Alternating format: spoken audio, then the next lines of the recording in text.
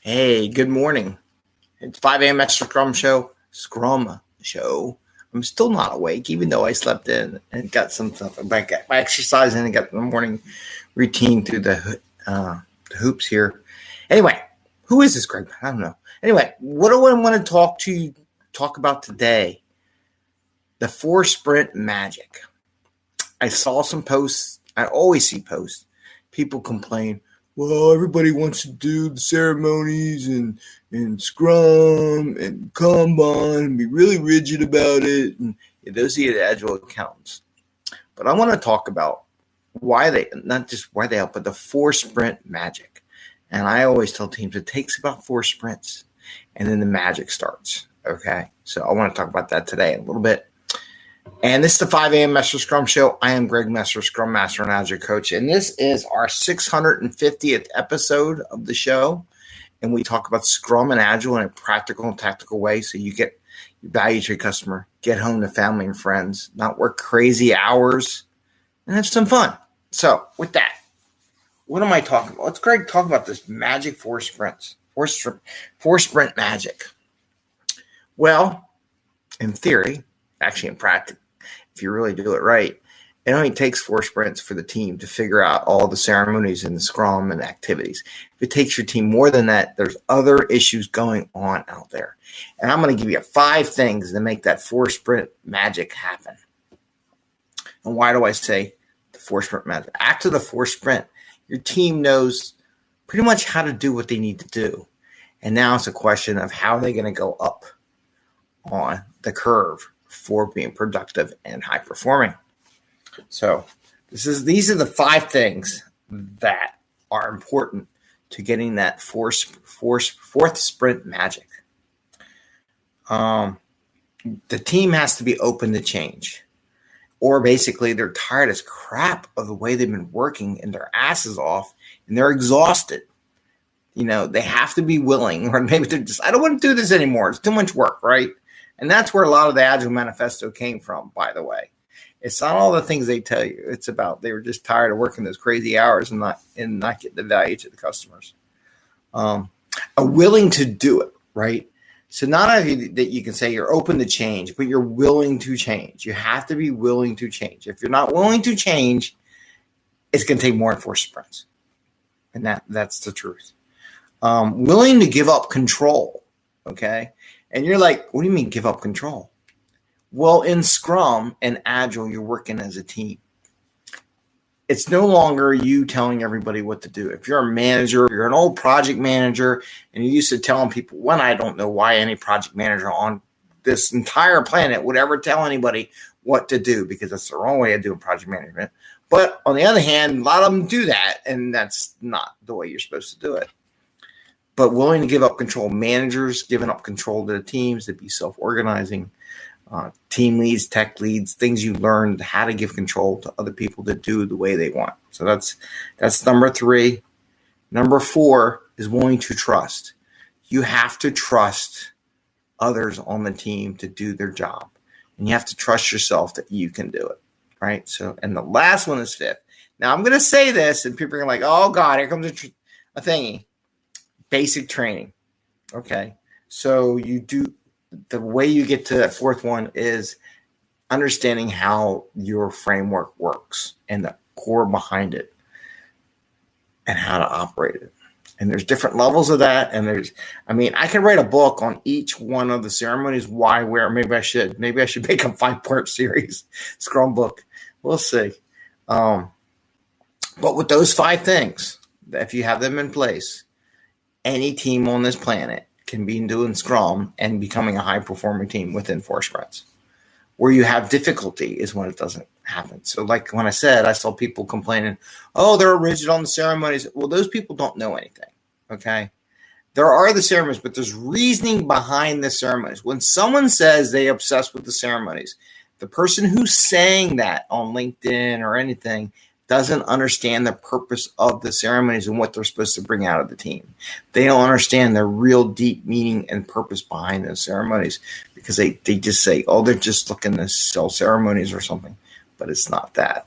There's a reason. There's lots of history behind it. So, again, I'm going to go with that a little bit. Open the change. Tired of the old way.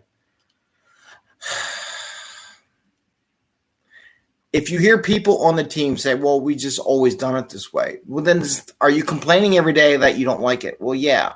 Well, the only way we're going to make it so anymore is we got to change what we're doing, right?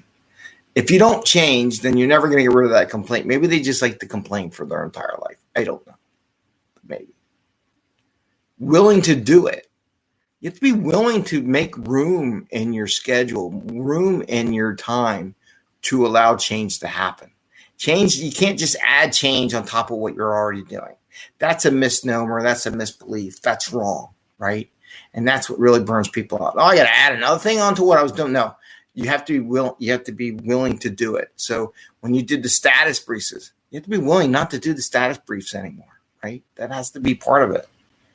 Willing to give up control. In the micromanagement world, where managers would tell everybody to do, but then they would always complain how people didn't do stuff enough because they're waiting for you to tell them what to do. It is your fault as a manager, okay? And you can't just leave them hanging. That's part of the training part. You want to make sure they got the good training and they know they can grow and learn and practice what they get trained in. But you got to give up control. I see so many Scrum Masters who fail at daily Scrum, and they still host the daily Scrum after four sprints. I don't understand. I don't get it. I try to get them out of it. A lot of times, some do really well, and the team just goes. Other teams, they have to be there. Some people pick up on it in a second, but they feel like they have to be in control. That's their job as Scrum Master, is to run the daily Scrum. And maybe outside people, that's what they think too. Maybe, well, what are you doing as a Scrum Master? If you're not running the daily Scrum, then why do I hire you? There's more to being a Scrum Master than running the daily Scrum. And you have to break that barrier. If you're not out of your daily Scrum as a Scrum Master within 30 days, then you're doing something wrong. It's the honest truth, right? Willing to trust. You have to trust your team. You have, as a Scrum Master, you have to trust your team to run the daily Scrum the way it's supposed to be run. You have to trust the product owner to get their job done. But trust but verify. Let me say that, though. You work with them so that they understand. You can't just say, well, here, go do it. That's like me telling a kid, okay, kid, go drive a car. He's 8, right? He can't drive a car. He's 8, right? And I'm put him behind. Well, he would love it. He's going to crash it. I don't think he can hit the pedals. But you have to be able to be trusting them to do their job. You have to trust them to update it. You might have to work with them a little bit, get them. Trust they will get to know what to do. You have to trust that if you put the extra effort in and kind of push them along, they'll get it where, hey, I'm not doing that job for you as Scrum Master.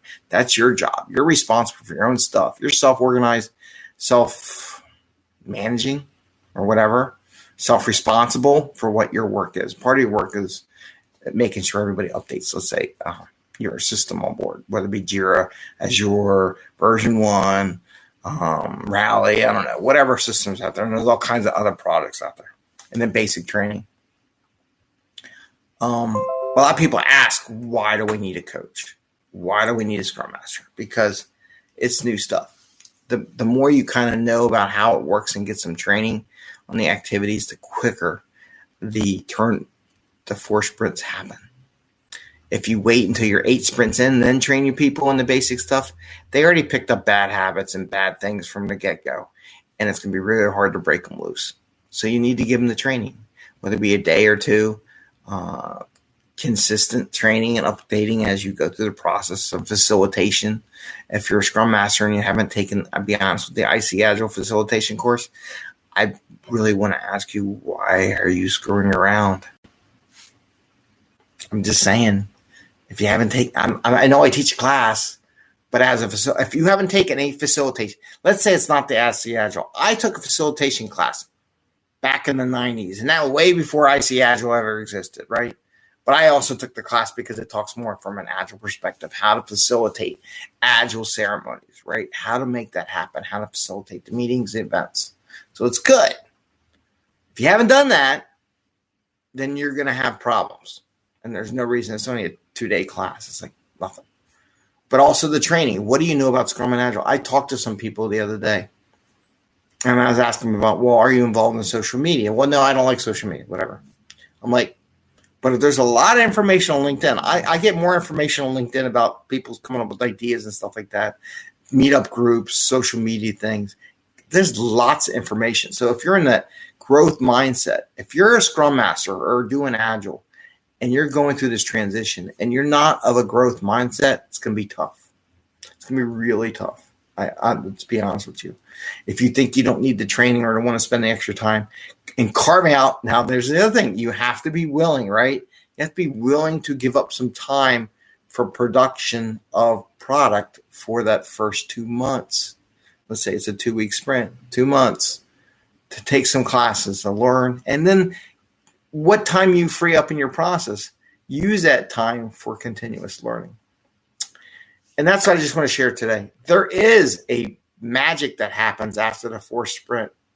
If you let it happen, if you do those 5 things, if you do open the change because you're sick and tired of the way we're working, willing to do it because it does take a little bit of energy, willing to give up control, willing to trust, and get some basic training. You get those 5 things, you will be working pretty well after 4 sprints. And I just did an engagement where the teams that were willing, come the 4th sprint, they're pretty much there. Now they're growing. They're doing experimenting stuff. They're trying to do things that other groups aren't. And I'll tell you a story tomorrow about one of my product owners I talked to as I was exiting at my last job and how he was surprised how much other teams aren't doing things. I said, yeah, they're not. What you're doing, you're on the edge, right? You're on the cusp of getting to that point where you're ready to be high performing. So I want to wish you the best of luck. Happy scrumming. Enjoy your day. I see you tomorrow. And give us a thumbs up if you like what we're talking about. I am thinking maybe I should do a course on this or something. I got so many courses. Ring the bell twice. And so you get notification when we go live. And with that, I say happy scrumming and take care and enjoy. Bye. And see ya.